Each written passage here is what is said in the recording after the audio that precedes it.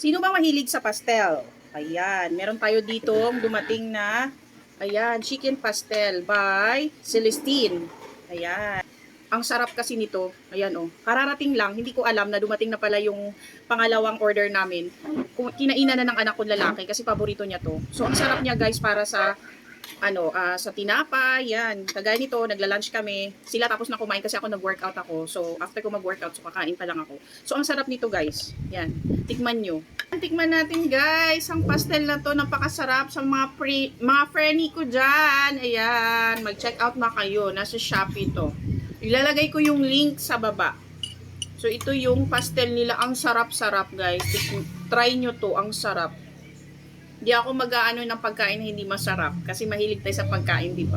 Ang sarap nito, pati sa tinapay. Ganyan oh, ang sarap. Kung may tinapay kayo guys, ang sarap nito sa almusal. Yan, ilagay nyo lang ganyan. Ang sarap.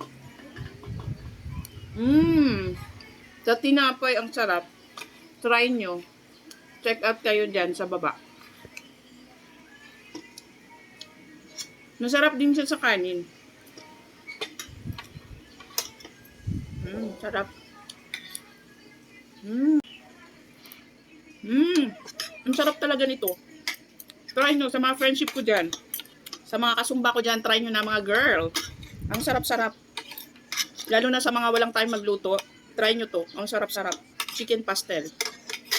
The best. Try nyo to guys. Sarap.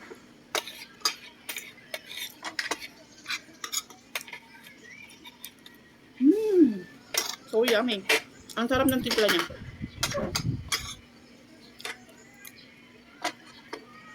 Mapaparami ka ng kain dito. Madaming kanin makakain. Ang sarap po. Ang sarap. Try nyo na to. Mga mommies, masarap to sa mga kids.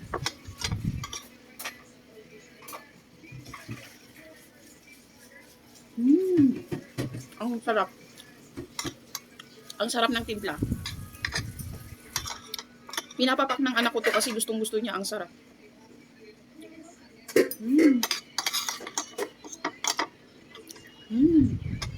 So yummy. Ubos na. Ito pangalawa. Ito yung isa. So bali tatlo. Ang sarap. Try nyo na. Certified. Masarap. Ubos ang kanin sa pastel na ito. Ang sarap.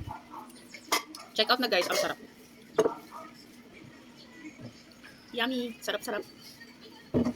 Order na.